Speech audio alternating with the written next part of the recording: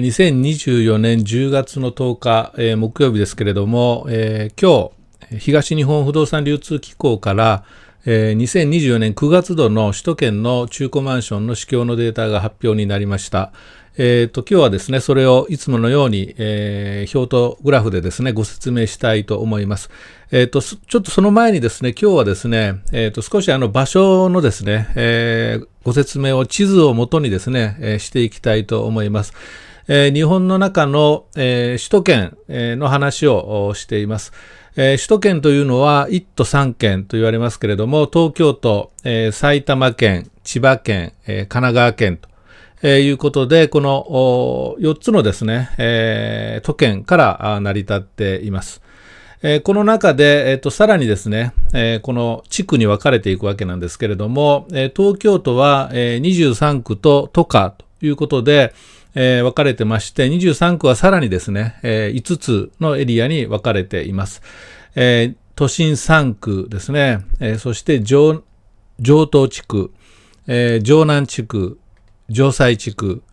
城北地区ということで、それぞれ、区がいくつか入っているわけなんですけれども、一方、都下ですね。都下は多摩地区ということで、多くのですね、市または、村がですね、入っているということになります。そして埼玉県ですけれども、埼玉県は埼玉市を中心に、中央地区、実は中央地区といっても、この埼玉市を除く中央地区という言い方が実は正しくて、戸田とかですね、蕨とか川口が入ってるんですけれども、実は上尾も入ってるということで、このあたりは、知ってる知らないでは随分と見方が違ってくるのかなと。そして西部地区ですね、東部地区ということで、埼玉県は4つの地区または市からなっていると。次、千葉県ですけれども、千葉県は、総部地区と、常磐地区、そして千葉市、最後神奈川県は、横浜市、川崎市、相模原市、そして、県央地区と、湘南地区ということで、千葉も神奈川も埼玉もそうなんですけれども、実は非常に都心から離れている場所というのは、そもそもマンションのマーケットがそれほどないということで、外れてます。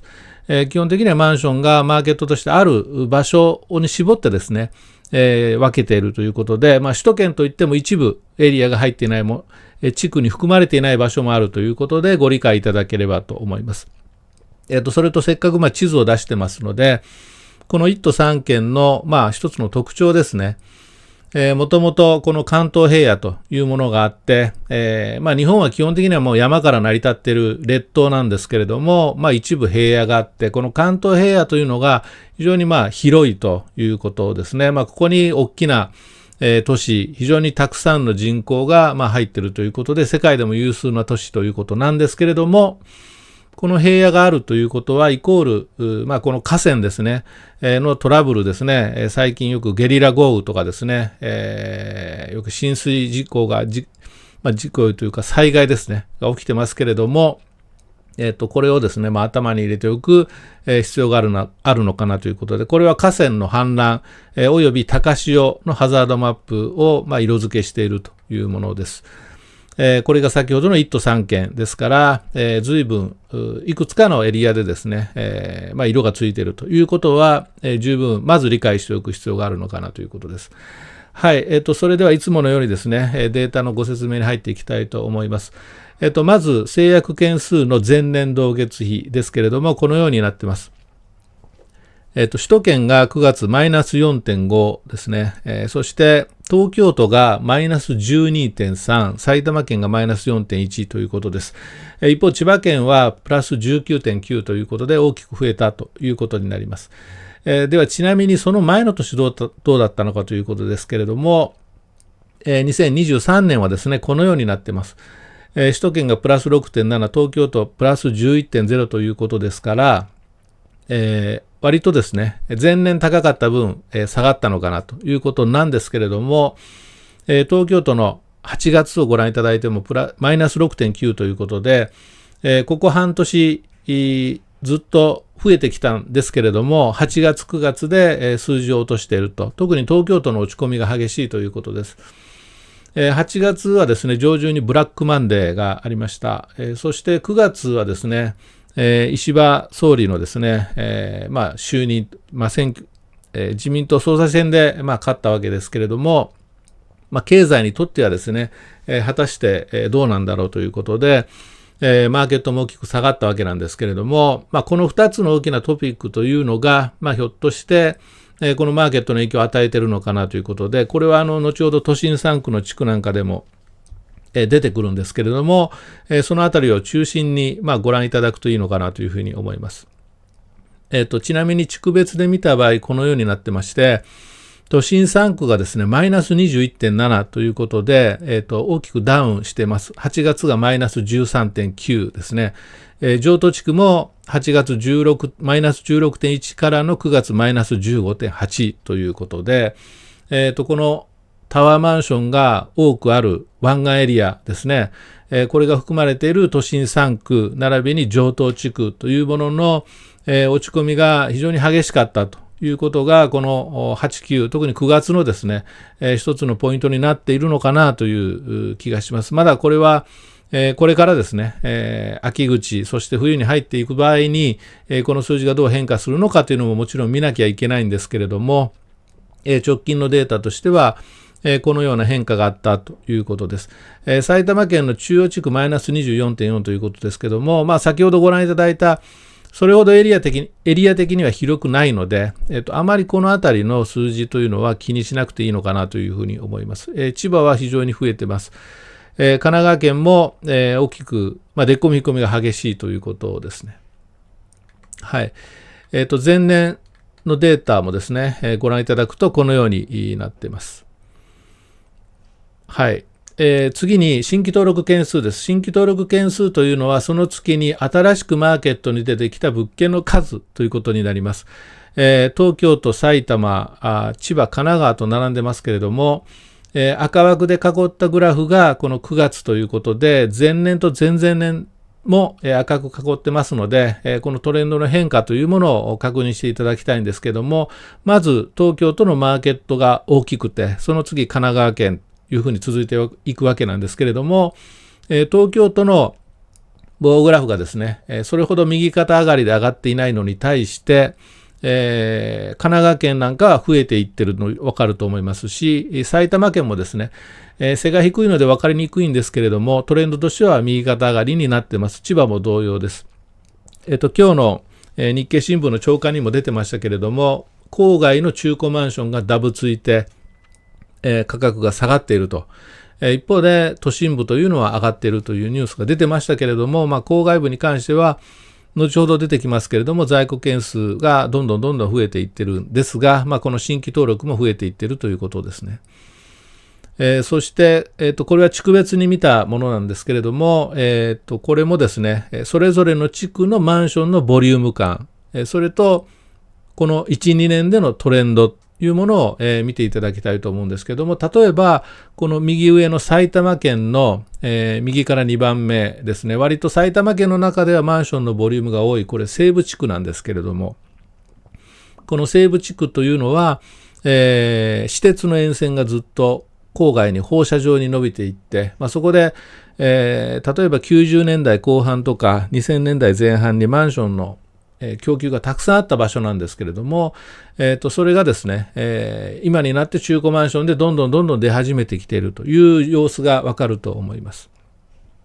はい。それではいつものように、在庫と制約単価のトレンドをですね、見ていきたいと思います。グラフの説明を簡単にします。このオレンジの棒グラフが在庫件数です。少し期間が短いんですけれども、オレンジのですね、棒グラフの中でもこの少し黄色がかった棒グラフが下の方に固まっていると思います。これは、この期間から、データの取り方が変わったので、非常に短期間ではあるんですけれども、これが、新規登録の件数になります。先ほどのグラフをご覧いただきましたけれども、在庫新規とあって、この折れ線グラフがですね、制約単価になります。青い折れ線グラフですね。そしてグレーの折れ線グラフ、これも短期間です。このグラフの中では短期間ですけれども、これが新規登録に出てきたものの単価になります。制約したものが青い折れ線グラフ、新規登録で出てきたものの単価がグレーの折れ線グラフということになります。今この赤い点線で囲った部分を広げたのが、拡大したのがこのグラフになります。そして、前年同月比で制約単価と在庫件数を申し上げると、制約単価がプラス 4.7、在庫件数がマイナス 1.9、新規登録件数がマイナス 4.8、新規登録の単価がプラス 8.3、これが首都圏全体の前年同月のデータになります。次に東京都を見ていくと、東京都は制約単価がプラス 11.2、在庫件数がマイナス 9.9、新規登録件数がマイナス 8.9、新規登録の単価がプラス 15.0 ということになります。はい、次、埼玉県ですけれども、埼玉県は制約単価がプラス 7.4、在庫件数がマイナス 10.3、プラス 10.3、新規登録件数がマイナス 0.7、新規登録の単価がマイナス 1.7 ということになります。制約単価が上がっているように見えますけれども、これは、昨今ですね、資産価値を重視して買う人が非常に増えてきたわけなんですけれども、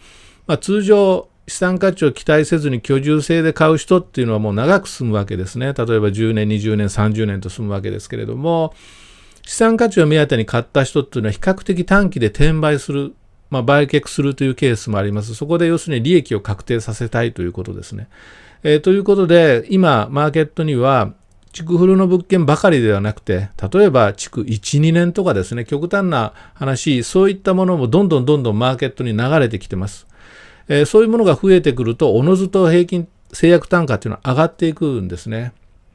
なので、今あるマンションの相場が上がっているというふうに捉えるのではなくて、この月に売買が成立した中古マンションの制約単価がいくらだったのかということをまず見て、その次にトレンドですね、在庫が増えているのか減っているのか、そういった見方をしていただければというふうに思います。千葉県はですね、制約単価がプラス 5.4、在庫件数がプラス 13.7、新規登録件数がプラス 1.7、新規登録の単価がプラス 0.2 です。神奈川県、制約単価がマイナス 0.8、在庫件数がプラス 6.0、新規登録件数がプラス 0.5、新規登録の単価がプラス 0.3 となりました。では次、都心3区に行きたいと思います。都心3区は制約単価がプラス 21.1、在庫件数がマイナス 12.2、新規登録件数がマイナス 9.4、新規登録の単価がプラス 36.7 という、非常に驚くような数字になっています。このグレーのグラフが上に跳ねています。一方でこの青い折れ線グラフがそこまで跳ねているわけではないということですね。一方で在庫を見てみると底を打ったような形でリバウンドしているのがわかると思います。したがって都心のマーケットはですね、ひょっとして先ほど申し上げたようなブラックマンデーや、新しい総理が出て、その人はどうやら、地方だったり、増税だったりというような、少し手のひら返しのようなことで就任途端にですね、いろいろ言っていることが変わるんですけれども、そこまでマーケットに期待されてないんじゃないかという、捉え方をしたときにですね、ひょっとして都心のマーケットは非常に独特なんですけれども、その潮目が変わったのかもしれないというような変調が少し出てきているのかなというふうに思います。逆にそれを見越してですね、もう今売った方がいいということで、割と築浅の物件が思い切った値段で売りに出てきたから、このグレーの折れ線グラフが跳ねたのかなというような、これ想像の域を出ないんですけれども、それぐらい、極端なそれぞれのグラフがですね、変化していると、極端に変化しているということかなというふうに思います。城東地区もですね、ご覧いただくと、このグレーの折れ線グラフが跳ねてますけれども、それまではどちらかというと、この下がってきたようなトーンだったんですけども、ここに来てですね、独特な動きを見せています。制約単価プラス 12.0、在庫件数マイナス 13.5、新規登録件数マイナス 13.9、新規登録の単価がプラス 12.8 ということです。都心3区に比べるとどちらかというと実需で、しかも投資向けというよりはどちらかというと実需の方に軸足を置いた、投資目線も多少含まれているみたいな感じだと思うんですけども、ここに来て、ちょっと都心と同じようなですね、新規登録単価の変化が見て取れるということです。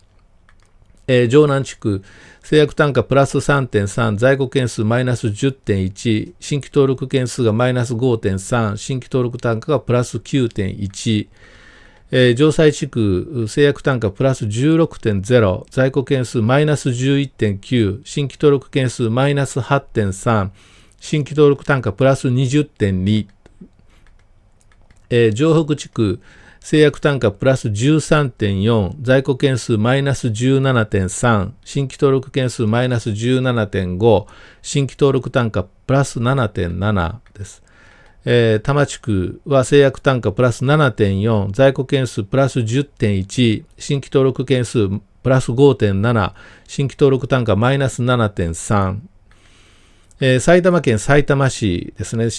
制約単価がプラス 7.5、在庫件数がプラス 7.2、新規登録件数がマイナス 5.9、新規登録単価がマイナス 0.5 ですね。中央地区、制約単価プラス 13.6、在庫件数プラス 14.3、新規登録件数プラス 14.9、新規登録単価が、変わらずということです。西部地区、制約単価プラス 2.9、在庫件数プラス 8.6、新規登録件数マイナス 5.6、新規登録単価がマイナス 3.1、東部地区、制約単価プラス 10.1、在庫件数プラス 8.9、新規登録件数マイナス 10.6、新規登録単価がマイナス 2.0 ですね。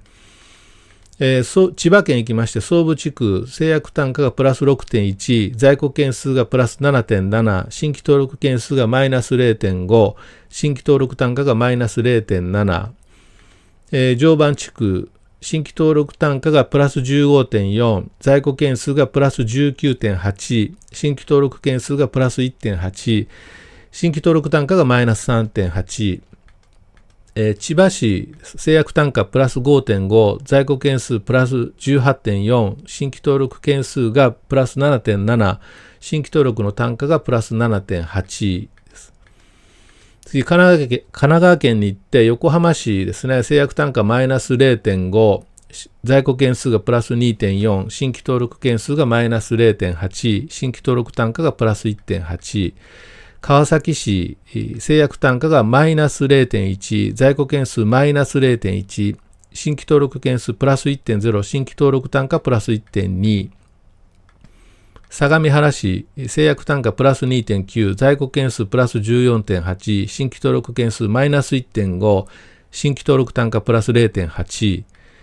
県央地区、制約単価マイナス 14.4、在庫件数プラス 21.8、新規登録件数プラス 22.5、新規登録単価がマイナス 1.3、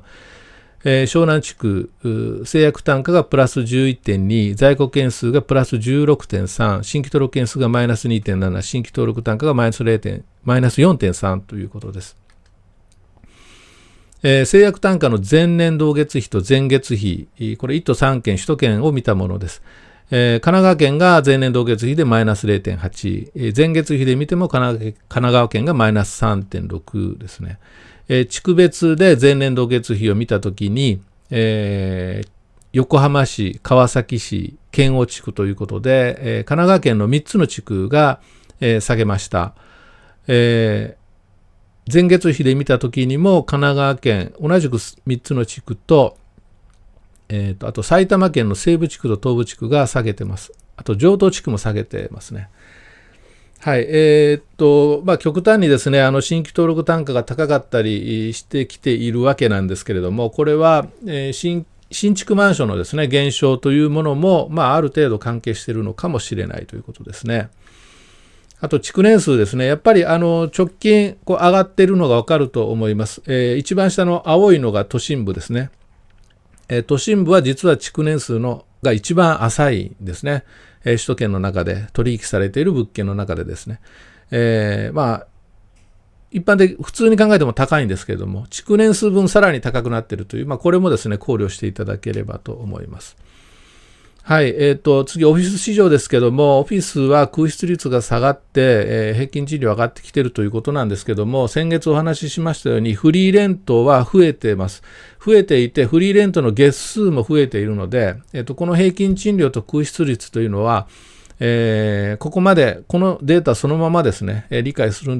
のではなくて、フリーレントでサービスをつけて、その分、なんとか埋めに行っていると。いうことを、ご理解いただければというふうに思います。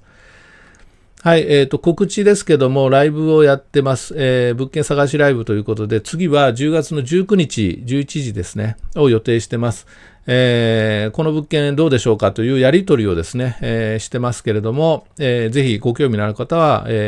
ご参加いただければと思います。それと物件評価レポートがですね、非常にたくさんご依頼をいただいてまして、毎日のようにですね、今、レポート書いて納品してるんですけれども、少し法人も増えてきました。これは不動産会社なんですけれども、ちょっと個人とですね、分けたいと思います。後ほどご説明したいと思いますけれども、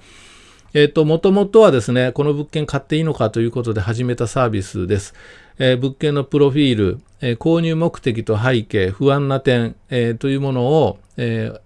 いただいて、それに対して多角的にデータに基づいてですね、メリットとリスクを分けて、推奨度ということで、レポートをまとめていきます。個別対応ということで、オーダーメイドの良さがあるというふうに、ご評価いただいている部分もあるんですけれども、アンケートのフリーコメントを AI に読み込んでもらって、